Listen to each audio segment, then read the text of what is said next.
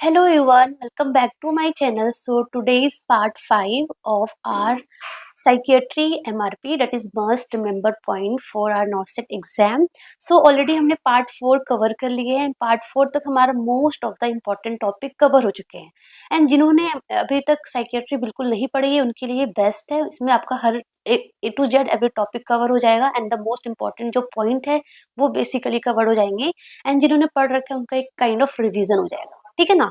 सो आज का जो हमारा जो टॉपिक है डेट इज बेसिकली ना जो हमारा टर्मिनोलॉजी है, जो डेफिनेशन है वो है बेसिकली, क्योंकि उससे भी एमसीक्यू हमारे नॉसेट में आता है. ठीक है ना. सो टर्मिनोलॉजी में सबसे पहले हमारा जो आता है डेट इज एलेक्जिथीमिया. सो एलेक्जिथीमिया में क्या होता है ना, इट इज लाइक की difficulty in identifying, understanding and expressing their own emotions. So इसमें ना जो पर्सन है ना, they are not able to tell कि वो हैप्पी है, कि सैड है, कि एंक्सियस है, क्या है वो बता नहीं पाता है. So it is like difficulty in identifying, understanding and expressing their own emotions, that is alexithymia. So a मतलब अब्सेंस, थीमिया मतलब emotion. So absence of emotion, अपना इमोशन को जाहिर नहीं कर पाएगा कि वो सैड है, whether he is feeling sad, anxious, happy, क्या है वो पता नहीं चल पाएगा. So that is alexithymia. Depersonalisation में क्या होता है ना, सो डीपर्सनलाइजेशन में होता है कि detached from their own self. तो खुद के इमोशन, खुद की बॉडी, है ना, खुद के थॉट से वो अलग हो जाता है ना. सो डिटैच्ड हो जाता है. सो लाइक दे से कि आई फील अनरियल, मतलब कि I am not my self, मतलब वो बोलेगा कि मैं खुद नहीं हूँ. सो उसमें डीपर्सनलाइजेशन हो जाता है. So detach from their own self, खुद से ही वो अलग हो जाता है, डिटैच्ड हो जाता है, खुद की बॉडी से, खुद के इमोशन से, खुद के थॉट से वो अलग हो जाता है. So that is depersonalisation. Okay. Then एक हमारा है लबाइल इफेक्ट. ठीक है. Blunt affect and flat affect. So ये तीनों में क्या डिफरेंस है ना, बहुत सिंपल डिफरेंस है. देखो लबाइल मतलब क्या होता है ना, लबाइल का मतलब समझ में आ रहा है कि बहुत फ्लक्चुएटिंग. सो लबाइल का मतलब होता है कि rapid and sudden change in emotion that are out of proportion of the situation. तो लाइक विद इन मिनट्स में वो एकदम से रोने लग जाएगा, फिर हंसने लग जाएगा, फिर एकदम गुस्सा हो जाएगा. So sometimes he is like to crying, laughing and then angry हो जाएगा. सो दैट इज लाइक लवाइल, बहुत लवाइल हो रहा है, विद इन मिनट में चेंज हो रहा है, फ्रिक्वेंटली चेंज हो रहा है. So that is rapid and sudden change in emotion that are out of proportion to the situation से उसको कोई फर्क नहीं पड़ रहा है कि सामने जो किया जा रहा है, सामने खुशी का माहौल चल रहा है, सामने किसी दुखी का माहौल चल रहा है, उससे उसका कोई फर्क नहीं पड़ रहा है. एकदम से वो रो रहा है, कभी वो चिल्ला रहा है, कभी वो गुस्सा कर रहा है. So that is the labile affect. Blunt affect क्या होता है, that is reduction in emotional expression. तो जैसे कि आपने जोक बोला, तो जोक बोलेंगे तो हम क्या करते हैं, ऑफकोर्स हंसते हैं. सो वो हंसेगा नहीं, वो रोने लगेगा, है ना, या फिर प्रॉपर एक्सप्रेस नहीं कर पाएगा, है ना. जैसे कि कहीं पे सैड सैड वाला मोमेंट चल रहा है तो वो प्रॉपर सैड वाला मोमेंट एक्सप्रेस नहीं कर पाएगा. कहीं पे खुशी वाला पार्टी में गए तो वो खुशी वाला जो मोमेंट है वो एक्सप्रेस नहीं कर पाएगा. सो दैट इज ब्लंट है. सो रिडक्शन है, डिक्रीज इन इमोशनल एक्सप्रेशन. बाकी फ्लैट इफेक्ट में क्या होता है कि ऑलमोस्ट कंप्लीट एब्सेंस इन इमोशनल एक्सप्रेशन. सो ब्लंट में ब्लंट होगा, कम थोड़ा कम होगा, और फ्लैट में बिल्कुल फ्लैट होगा, उसको कोई फर्क ही नहीं पड़ता, एकदम फ्लैट होगा, एकदम एब्सेंस होगा. ठीक है ना. सो लबाइल मतलब बहुत चेंज होगा, ब्लंट मतलब कि कम होगा, एंड फ्लैट में एकदम कम होगा. ठीक है ना. So that is a difference, की डिफरेंस. ठीक है. उसके बाद एनिडोनिया क्या होता है, एनिडोनिया का मतलब लैक ऑफ प्लेजर. सो पहले उसको उस एक्टिविटीज में मजा आता था, अच्छा लगता था, बट अब उसको वो मजा, जो प्लेजर वाला जो फीलिंग है वो नहीं हो रहा. जैसे कि पहले उसको म्यूजिक सुनना बहुत पसंद था, उसको बहुत प्लेजर फील होता था म्यूजिक सुन के, बट अब उसको म्यूजिक सुनने में कोई मजा नहीं आ रहा. पहले वो जो दोस्तों से मिलने जाता था, न्यू दोस्तों से, तो उसको बहुत मजा आता था, बट अब उसको मजा नहीं आता. So that is the anhedonia, lack of pleasure. जो कि पहले उसको प्लेजर देती थी वो एक्टिविटीज, बट अब उसको उसमें लैक ऑफ प्लेजर हो गया है. एम्बीवैलेंस में क्या होता है, एम्बीवैलेंस मतलब दो दो चीजें. So opposite feeling toward the same. तो like at the same time वो बोलेगा I love my family, and at the same time बोलेगा I hate my family, I don't want to see them. So like same time पे दो feeling है ना. So opposite feeling toward the same person, same objects, same situation, है ना, two feeling, है ना, opposite feeling, एकदम हेट एकदम लव वाला. सो दैट इज द एम्बीवैलेंस, दो फीलिंग है. ठीक है ना. सो ये हमारा डिफिनेशन हो गया.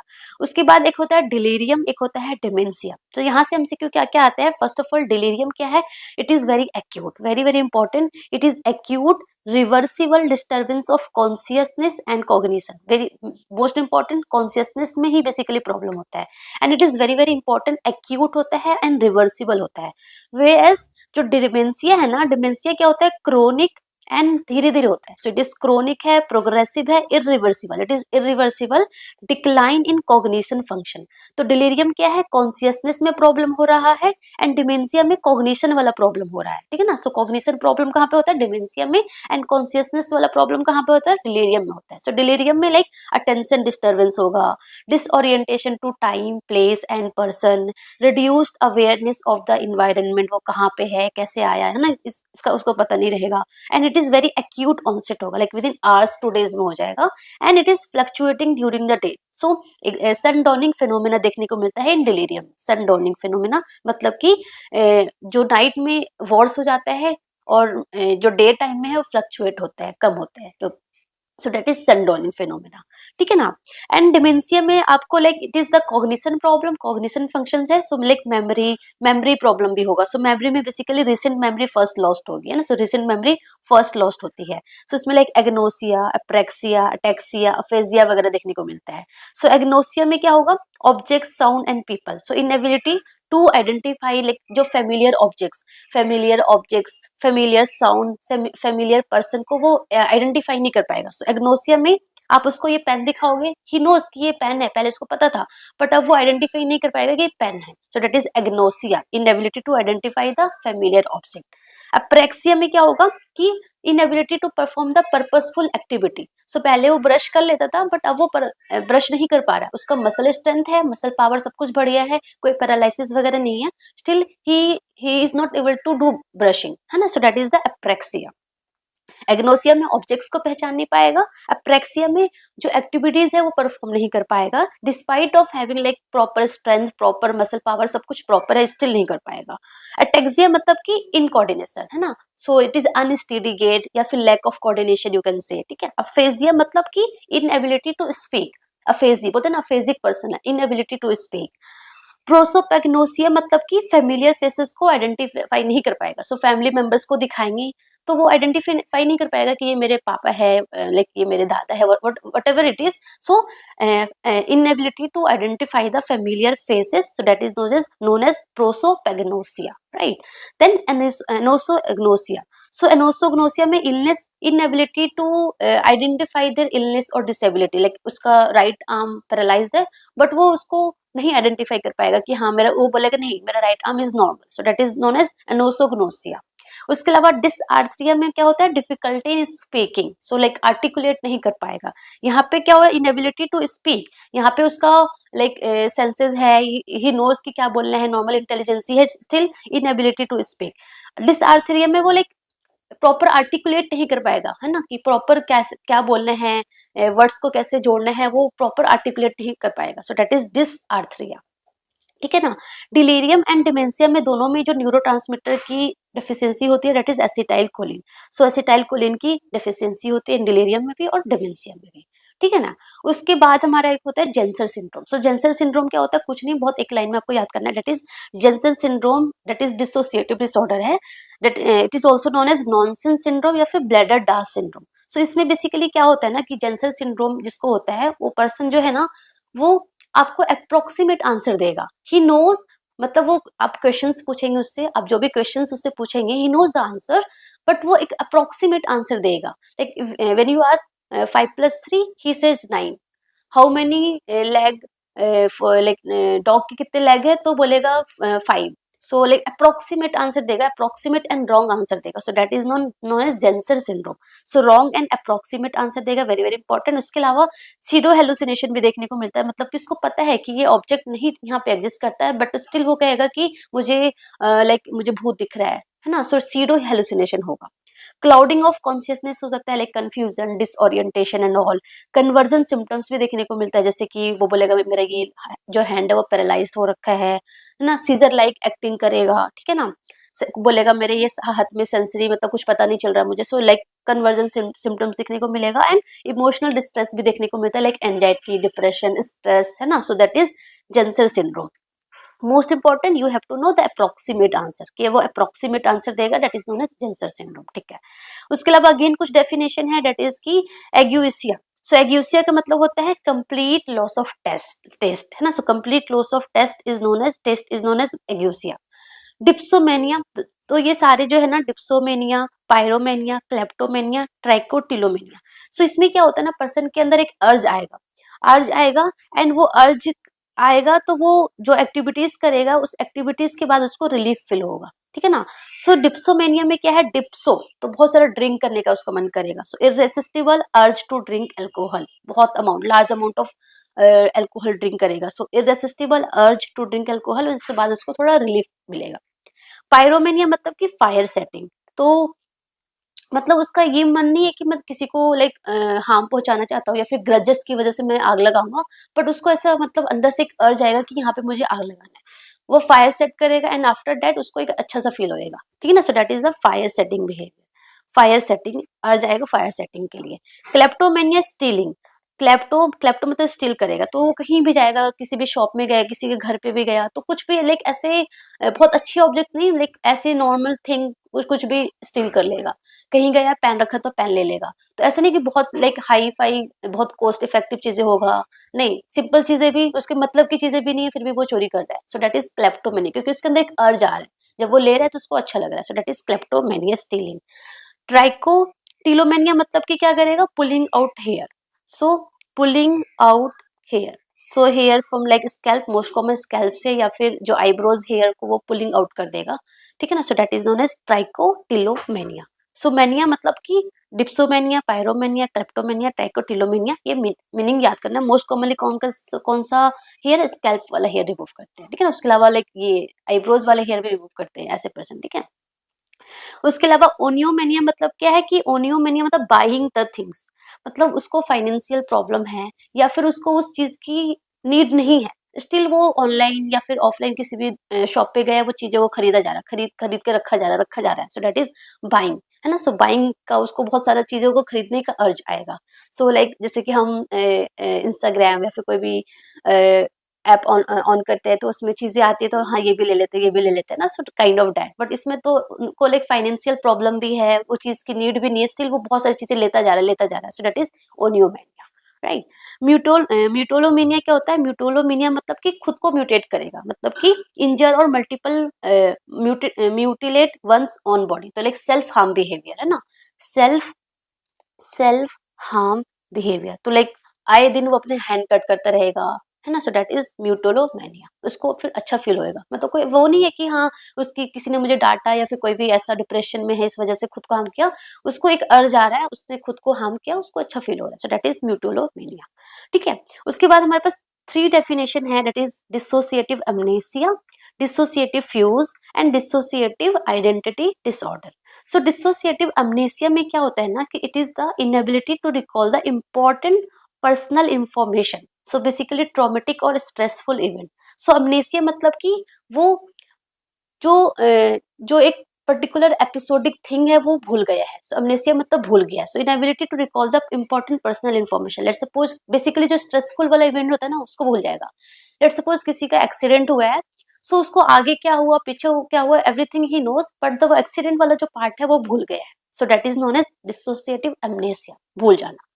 डिसोसिएटिव फ्यूज में क्या होगा, डिसोसिएटिव फ्यूज में होगा कि इसमें भी मेमोरी लॉस तो होगा ही होगा, जैसे अमनेसिया में मेमोरी लॉस हुआ वैसे इसमें भी मेमोरी लॉस होगा, plus travel plus identity confusion. तो इसमें क्या होता है ना, वेरी वेरी इंपॉर्टेंट, कि डिसोसिएटिव फ्यूज में क्या होगा कि एकदम से सडनली क्या होगा, a man leave his city, अपना वो जो घर बार छोड़ देगा, घर बार छोड़ के किसी अलग जगह पे चला जाएगा, किसी अलग जगह पे गया with different name different identity, है ना। एंड लाइक फिर बाद में वापस से वो उस जगह पे आ जाएगा एंड वो क्या हुआ था वो सब कुछ भूल जाएगा। सो दैट इज की डिसोसिएटिव फ्यूज में मतलब कि मेमोरी लॉस हो रहा है एंड वो एकदम से किसी जगह अपनी जगह को छोड़ के किसी और जगह पे चला जाता है रहने के लिए, एंड पिछला जो भी चीज था वो भूल जाता है। वहां पे वो विथ डिफरेंट आइडेंटिटी के साथ रहता है, different name different behaviour everything is different, ठीक है। देन अगेन वो वापस से अपनी जगह पे आ जाता है। So that is dissociative fugue. Dissociative identity disorder में क्या है, that is a multiple personality disorder. So इसमें क्या होगा, 2 और मोर डिस्टिंक्ट आइडेंटिटीज देखने को मिलता होगा। अगर आपने अपरिचित मूवी देखी होगी ना तो आपको थोड़ा सा आइडिया लग रहा होगा, है ना। अपरिचित मूवी में इसके इस बेस पे है थोड़ा सा। सो इसमें क्या होगा, 2 और मोर डिस्टिंक्ट आइडेंटिटीज होगा। सो डिसोसिएटिव फ्यूज में क्या होता है कि वो ट्रेवल कर रहा था, अपने जगह को छोड़ के कहीं और चला जा रहा था, यहाँ पे वो ट्रेवल नहीं करेगा, मतलब कि अभी उसके अंदर एक डिफरेंट पर्सनैलिटी है, काम, बहुत normal, different with a different name, different behaviour. फिर अनदर टाइम पे उसके अंदर एक अलग डिफरेंट पर्सनैलिटी हो जाएगी, मे बी एग्री वाला हो सकता है, उसमें उसकी अपनी अलग बिहेवियर होगी, अपनी अलग नाम होगा। सो लाइक अलग अलग आइडेंटिटी होगी, है ना, in the same person. So that is the multiple personality disorder. Two और मोर डिस्टिंक्ट आइडेंटिटीज होती है, उसकी अपनी अलग बिहेवियर होती है, अपना अलग नाम होता है, अपना अलग हर चीज, पर्सनैलिटी पूरी चेंज होती है। So that is dissociative identity personality disorder. ठीक है, उसके बाद है again some definition, that is dyslexia. सबको पता है कि like difficulty in reading, reading है ना, so difficulty in reading, spelling and understanding the written word despite having the normal intelligence. So intelligence normal है बट वो पढ़ नहीं पा रहा है, तो दैट इज डिसलेक्सिया। डिसकैलकुलिया में वो कैलकुलेट नहीं कर पाएगा, सो लाइक नंबर्स, मैथमेटिक्स होता है, वो नंबर कैलकुलेट नहीं कर पाएगा, so that is dyscalculia. Functional enuresis में क्या होता है कि दैट इज की involuntary passes of urine after 5 years of age, that is known as functional enuresis. functional incorporesis में क्या होता है कि stool passes होता है, involuntary passes of stool after 5 years, so that is known as incorporesis, functional incorporesis. insomnia सबको पता है, lack of sleep. cataplexy मतलब कि sudden loss of muscle tone triggered by strong emotion and consciousness remain intact. तो like sometimes की एकदम से वो हंसने लगा, है ना, तो एक स्ट्रॉन्ग इमोशन हुआ एंड ड्यूरिंग लाफिंग उसका पूरा मसल पैरालाइज हो गया, एकदम से वो पूरा एटोनिक हो गया। So that is sudden loss of muscle tone triggered by some strong emotion. So like during laughing क्या हुआ, एकदम से वो पूरा मसल पैरालाइज हो गया, है ना, एकदम कोलैप्स हो गया, वो लाइक एकदम तेज तेज हंस रहा है एंड सडन कोलैप्स हो गया है। ठीक है ना, सो दैट इज कैटाप्लेक्सी। सोमना एम्बोलिज्म मतलब कि walking during sleep. So during sleep walking को बोलते हैं सोमना एम्बोलिज्म। बेसिकली जो एनआरईएम स्लीप होता है ना, उसमें ये फेसेस में देखने को मिलता है। सोमनो लेंस में होता है excessive sleeping during the day, so like drowsy drowsy feel करते हैं। सोमनीलोक में like talking during sleep, during sleep talking. ठीक है, so that is again in NREM sleep में देखने को मिलता है। देन ब्रुक्सिज्म में क्या होता है कि इनवॉलंटरी ग्रिंडिंग और clenching of the teeth again during sleeping, so that is known as bruxism. ठीक है ना, सो ये कुछ डेफिनेशन बहुत सिंपल था, एक बार में याद जाएगा आपको। उसके बाद आपने मेंटल रिटार्डेशन पढ़ा था। Mental retardation no it is called as intellectual disability, है ना, सो पहले इसको मेंटल रिटार्डेशन बोलते थे but now it is known as intellectual disability. IQ है ना, सो आईक्यू बेसिकली इसको हम मेंटल एज अपॉन में क्रोनोलॉजिकल एज इनटू में 100 इससे निकालते हैं। एंड इसका जो मोस्ट इंपॉर्टेंट जो आपको याद रखना है, डेट इज की नॉर्मल आईक्यू कितना होना चाहिए, नॉर्मल और एवरेज आईक्यू कितना होना चाहिए, that is 90 to 110 is normal और एवरेज आईक्यू। ठीक है, 70 to 90 जो है वो बॉर्डर लाइन है। मेंटल रिटार्डेशन या फिर इंटेलेक्चुअल डिसेबिलिटी कब बोलेंगे, अगर वो 50 to 70 होगा तो उसको हम माइल्ड एमआर बोलेंगे। माइल्ड एमआर के जो होते हैं ना लोग, माइल्ड मेंटल रिटार्डेशन वाले जो बच्चे होते हैं, उसमें जो आईक्यू होता है वो डेट इज 50 to 70 होता है। एंड दे आर एजुकेबल, मतलब कि हम उसको पढ़ा सकते हैं, एकेडमिकली हम उसको पढ़ा सकते हैं टिल प्राइमरी लेवल तक। हम कुछ उसको सोशल स्किल सिखा सकते हैं, कुछ स्किल सिखा सकते हैं ताकि वो जॉब कर सके, तो वो पढ़ सकता है टिल प्राइमरी लेवल तक, जॉब भी कर सकता है ना, छोटे मोटे जॉब भी कर सकता है। एंड मतलब कि उसको थोड़ा लॉन्ग टाइम लगेगा बट वो कर सकता है ना, दैट इज की माइल्ड मेंटल रिटार्डेशन।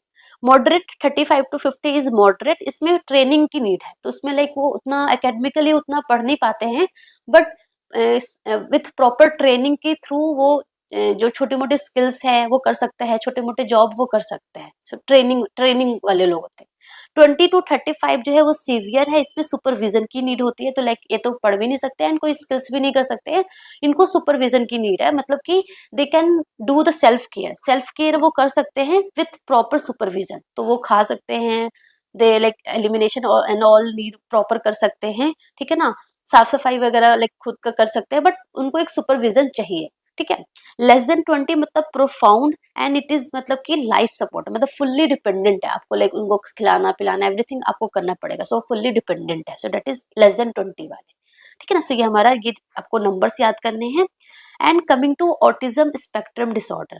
सो ऑटिज्म स्पेक्ट्रम डिसऑर्डर क्या होता है, it is neuro developmental disorder है। सो इसमें बेसिकली इंपॉर्टेंट थिंग क्या है कि ऑटिज्म स्पेक्ट्रम डिसऑर्डर में ना social communication and interaction deficit देखने को मिलता है। तो सोशल कम्युनिकेशन मतलब कि वो आई टू आई कॉन्टेक्ट नहीं कर पाएगा, फ्रेंड्स नहीं बना पाएगा, लोगों से कम्युनिकेट नहीं कर पाएगा, है ना, सो वो अकेला रहेगा। सो that is the social communication and interaction deficits होते हैं।